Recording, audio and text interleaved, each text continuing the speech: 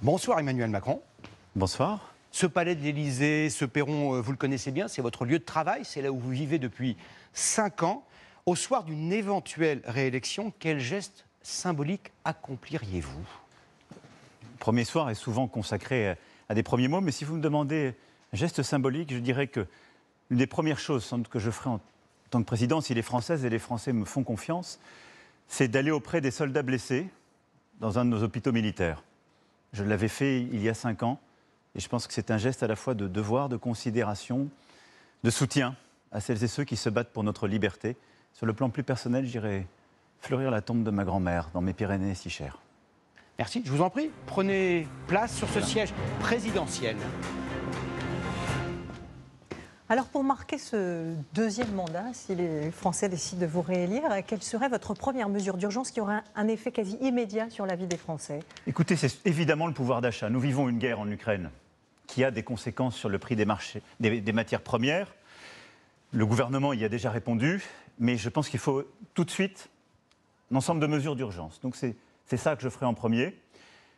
Maintenir un bouclier pour le prix du gaz et de l'électricité, ce qui permet une économie équivalent à 1 200 € par an pour des ménages qui se chauffent au gaz, pour ce qui est du gaz, de 300 € par an pour l'électricité.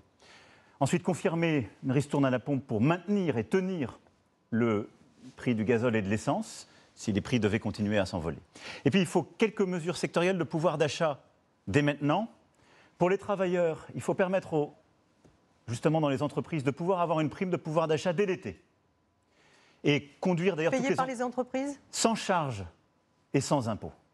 Et pousser toutes les entreprises, par la loi, lorsqu'elles versent du dividende, verser une prime de pouvoir d'achat.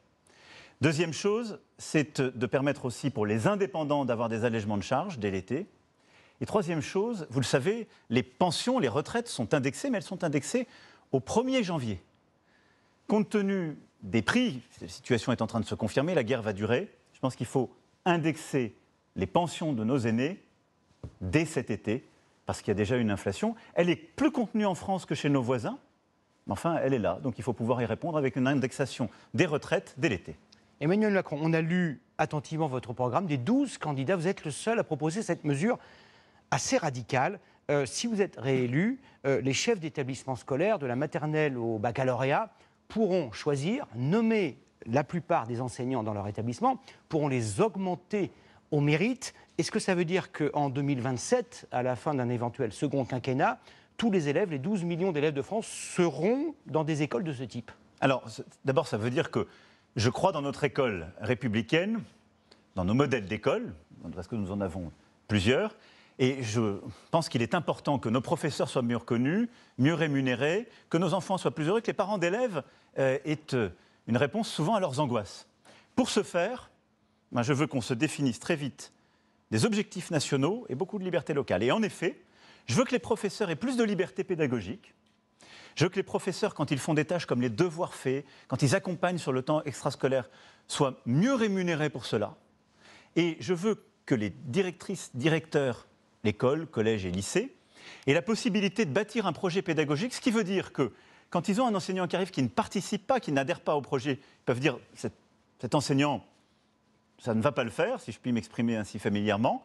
Et à l'inverse, avoir des enseignants qui adhèrent à leur projet. Ce qui veut dire aussi plus de souplesse et des règles qui sont un peu moins bureaucratiques et administratives. Et donc oui, je veux plus de souplesse, des réponses qui correspondent au terrain, parce que nos professeurs et nos directeurs d'école connaissent ce qui est adapté à leurs élèves. Et on doit avoir plus de liberté. Ce n'est pas la même chose que d'enseigner dans les quartiers nord de Marseille, à Amiens-Centre, où moi j'ai grandi, et à l'inverse, dans une école rurale. Les programmes doivent être les mêmes, les examens doivent être les mêmes, mais il faut redonner de la liberté, de la reconnaissance et des moyens. C'est aussi pour ça que je veux investir sur notre école.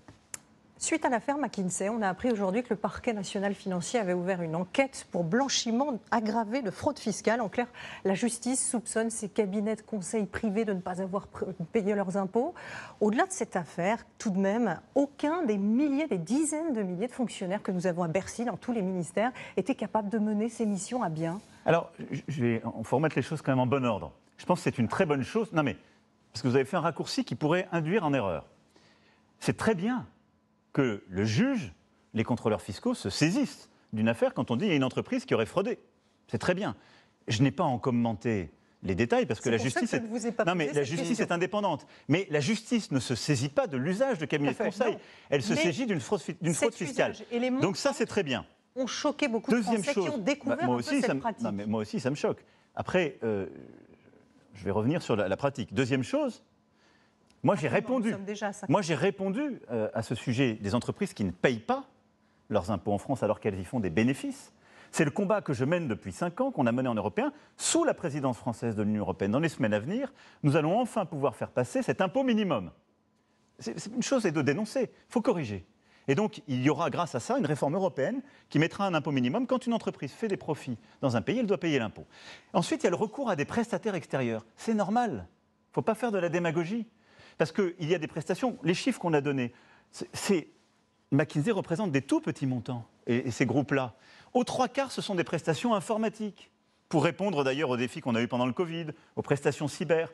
On ne va pas embaucher des fonctionnaires pour toute la vie, quand ce sont des prestations parfois pour apprendre, pour former nos fonctionnaires, pour faire des choses qu'on veut importer et qui sont faites ailleurs. Et donc, c'est très bien d'avoir ces recours-là. Si c'était excessif en France, on le verrait. Le rapport du Sénat, qui est un très bon travail, il faut le lire complètement, il montre une chose. On a recours beaucoup moins que les Allemands ou les Britanniques, 2 à 3 fois moins que nos voisins. Donc il faut faire attention à ce que ça ne remplace pas le travail de nos fonctionnaires, ça c'est fait, que ça respecte les règles des marchés publics, que ce soit utilisé à bon escient, mais il ne faut pas faire de simplification. Nous sommes à un peu plus de 6 minutes et le temps presse. À la lumière de ce qui se passe à Mariupol, de ce qui s'est passé à Boutcha, le Premier ministre polonais vous a pris à partie, il vous a nommément interpellé. Monsieur le Président Macron, dit-il, combien de fois avez-vous négocié avec Poutine ? Qu'avez-vous obtenu en retour ? On ne débat pas, dit-il, avec des criminels. Personne n'a négocié avec Hitler, Staline ou Pol Pot. D'abord, ces propos sont totalement à la fois infondés et scandaleux. Mais il ne m'étonne pas, il s'immisce dans la campagne politique française. Premier ministre polonais d'un parti d'extrême droite. Il a plusieurs fois reçu Madame Le Pen. Il la soutient. Il pense que c'est très mauvais pour moi de faire ces commentaires-là. Moi, j'assume totalement, d'avoir constamment, au nom de la France, parlé au président de la Russie pour éviter la paix, pour éviter la guerre, pardonnez-moi, et donc construire une nouvelle architecture de paix en Europe il y a plusieurs années, je l'ai fait dès le début de mon mandat, sans naïveté. Rappelez-vous, dès l'été 2017, je dis, M. Poutine s'est immiscé dans la campagne, il a fait des attaques contre moi, donc je n'ai jamais été naïf, contrairement à d'autres. Je n'ai jamais été complice, contrairement à d'autres. Mais j'ai toujours œuvré pour parler avec la Russie. J'ai essayé d'empêcher, et ensuite j'ai constamment discuté pour obtenir cessez-le-feu, trêve humanitaire, comme d'ailleurs le chancelier Scholz en Allemagne le fait, ou d'autres chefs d'État et de gouvernement en Europe. Et je pense que c'est mon devoir. C'est sans complaisance, c'est sans naïveté, et à côté de ça, nous sanctionnons, et la France porte encore de nouvelles sanctions suite à ce que nous avons vu ces derniers jours, et nous accompagnons et nous soutenons l'armée ukrainienne et l'Ukraine dans sa résistance. Et je pense que c'est mon devoir. Nous avons 3 questions de société qui divisent les Français à vous poser. Nous vous demandons de répondre brièvement. Êtes-vous pour la GPA, la gestation pour autrui ? Non, je l'ai toujours dit et ça ne change pas. Je pense que ça n'est pas conforme à l'idée que je me fais du principe de dignité, et en particulier pour les femmes. Êtes-vous favorable à l'interdiction du voile à l'université ? Non. Je suis favorable à l'interdiction Je suis favorable au respect de la loi de 2004. On interdit le voile à l'école, au collège, au lycée. Quand les consciences sont forgées, il ne faut pas interdire le voile. Par contre, neutralité des services publics. Seriez-vous pour l'interdiction de la chasse le week-end ? Non. Je suis pour que, justement, on reconnaisse ces pratiques. Évidemment qu'on sanctionne tous les excès quand il y en a et qu'on soit encore plus rigoureux. Et qu'on associe à la gestion adaptative des espèces nos chasseurs, comme je l'ai fait. Pardon de vous brusquer. Votre photo officielle ?